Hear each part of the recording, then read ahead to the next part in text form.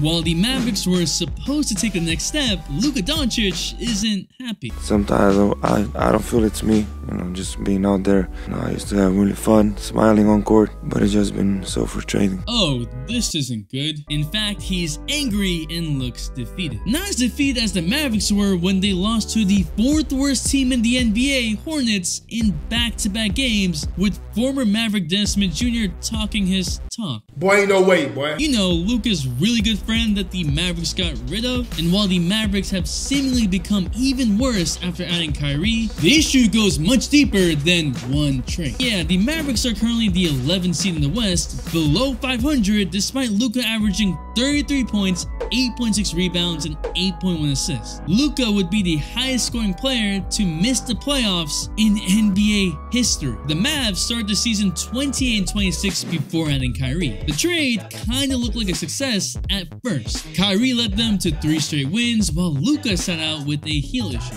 But since those 3 wins, they've gone 6-13. They are a +4 with both Kyrie and Luka on the court, but the record is only 4-8 when both Kyrie and Luka play, including the crunch time hot potato loss to Minnesota that had all of us questioning whether it would work? What are y'all doing? They're 6th in offense, but an ugly 23rd on defense. What happened?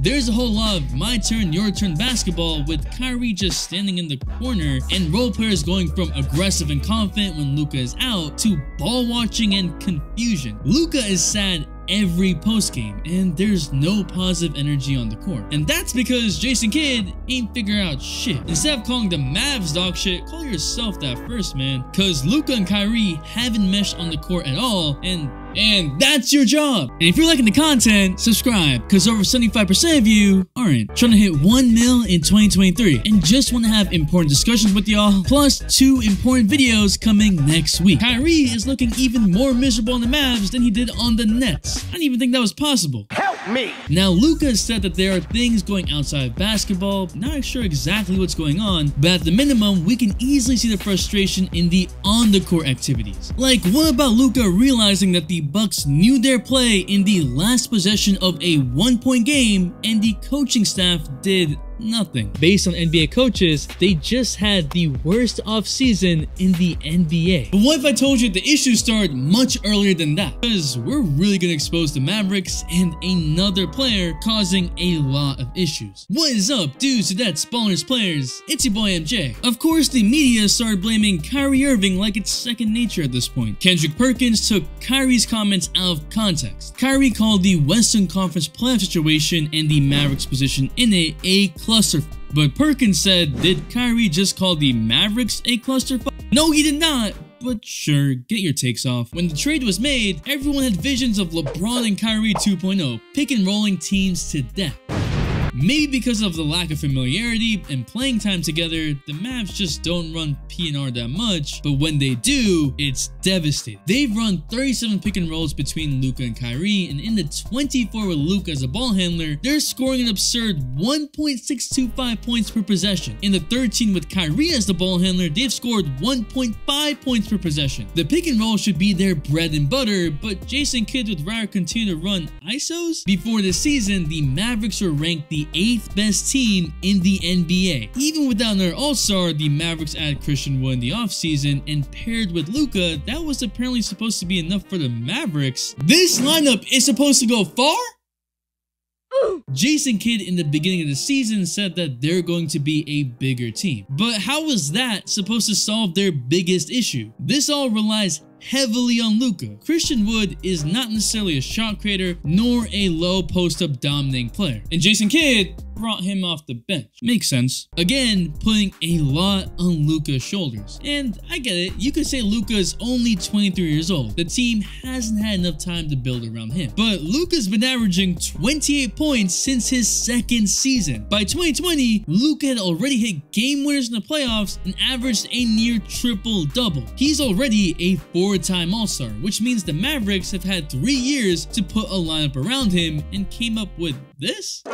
Sure, we could mention Porzingis. Everyone was hyped for the Porzingis-Luka duo, but the Mavericks relegated him to a spot shooter in the lineup. Injuries played a huge part too, so we could also mention how the previous coach Rick Carlisle forced Dennis Smith Jr. and Luka into a competition with each other that just wasn't the right type of nurturing for either one, and made Luka pissed off at the coach. With this roster, the Mavs play at around a 500 record. Luka was forced into the highest usage rate of his career at 37.6 before the trade. The loss of Jalen Brunson in free agency allowed teams to focus and double team on Luka at any time, and with the lack of ball handlers, the Mavs became an isolation team, leading the league in isolation attempts.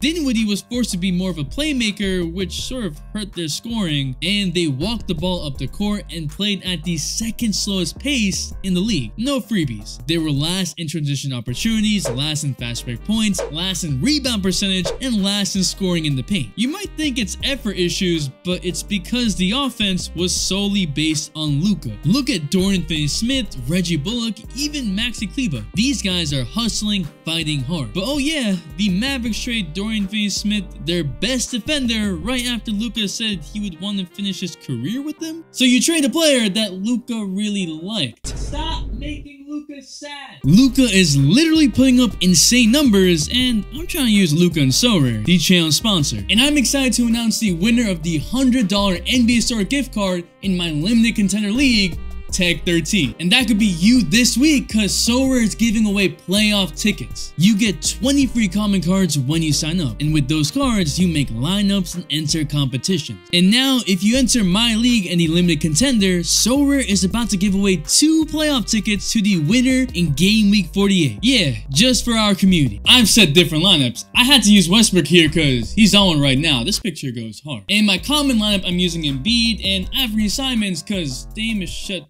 down. Free Dame, free Luka.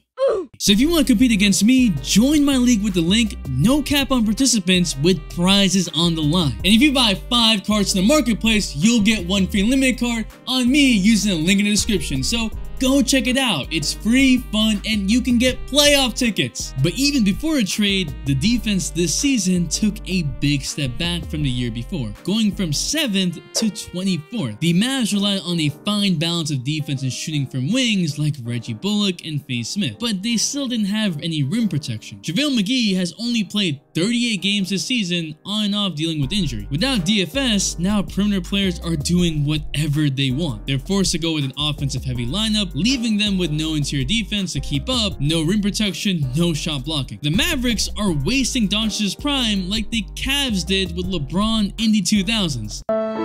We are year 5 into Luka's career, and at this point in LeBron's career, it's literally when we all start to look at the Cavs front office like, what are you doing? So I'm doing the same with the Mavericks. What are you doing? Kyrie has not been the problem in Dallas. He's been nothing but a professional, a good teammate, and has even kept conspiracy theories and YouTube links to himself. On the court, he's been even better, averaging 26.3 points, 5.9 assists on 50, 39, and 94 splits. Dwight Powell should be a backup big man, but thanks to offering 3 years and a starting spot to JaVale McGee, Powell is forced to start, which I know is a love-hate relationship for all Mavs fans. Kleber, their best big man, has been hurt and rushed back from injury and hasn't been that good. This is why the trade made no sense. The roster is horrible. The Mavericks were compensating when they trade for Kyrie. They were trying to correct a mistake. Sure, their most recent mistake was Jalen Brunson. Thank you, by the way, that really helped us out. Now, Brunson is a borderline all-star level player, and his 4-year, $104 million contract seems like a steal for Knicks. But the Mavericks could have gotten him for $14 million a season in 2021. Yeah, but they want flexibility to have cap space and sign new people. But what people did they sign? Spencer Dinwiddie? What? But that's not even their only mistake. The Mavericks have a history of failing to build teams. Players also don't want to come to Dallas, where it's letting Tyson Chandler walk in 2011 after winning a championship, not signing prime Darren Williams, not signing prime Dwight Howard, the DeAndre Jordan fiasco when the Clippers held him hostage with a chair. Put your hands up. No. I've got a chair. Okay. Trading for Rondo in 2014 and him quitting mid-game in the playoffs? Going on here to start this game, another So yeah, the Mavericks are stuck. With their taxpayer mid-level exemption in this year's free agency, you would think, okay, they need a ball handler to replace Jalen Brunson, they didn't get Goran Dragic, so who are they gonna get? They added Shaq Fu legend, JaVale McGee.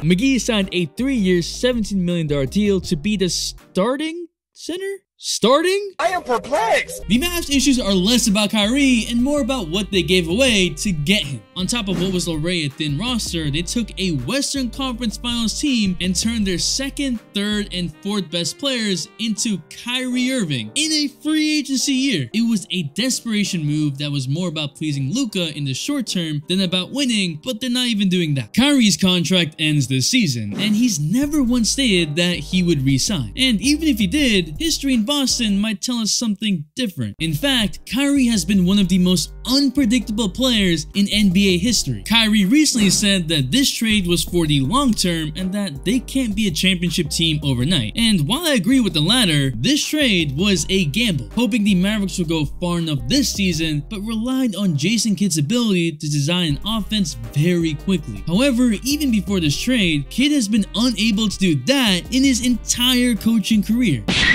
In his time with the Bucks, while he helped with Giannis' ability to handle the ball and become more of a point forward, the Bucks offense as a whole was still pretty stagnant. In fact, all of his teams have ranked 28th on average in rebounding in his 5 years as a head coach before the Mavericks. But other coaches have also praised Jason Kidd and his ability to work with unique talents, so there is a bit of a mixed bag. But even with this, Jason Kidd never had Luka's attention. Remember when Luka got out of shape? No, like really out of shape last season?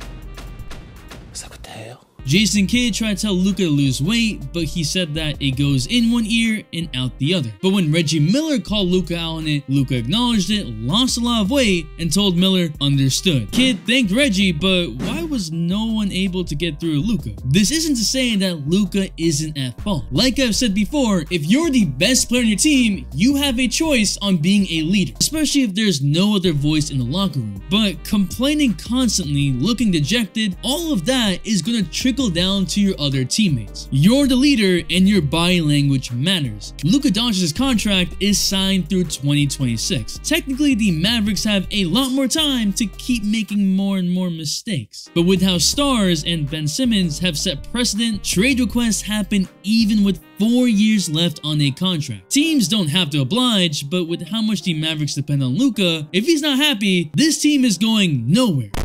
The Mavericks landed a superstar, a generational talent, and don't know what to do. They have made mistake after mistake and are unable to do anything. And at this point, Luka is just done. The all-day notification on shout goes to Easy Hoops. Thanks for the all-day support. If you want to know why no one likes this one player, there's a video right here. And if you're still here, you're a real one, so comment happy so I know.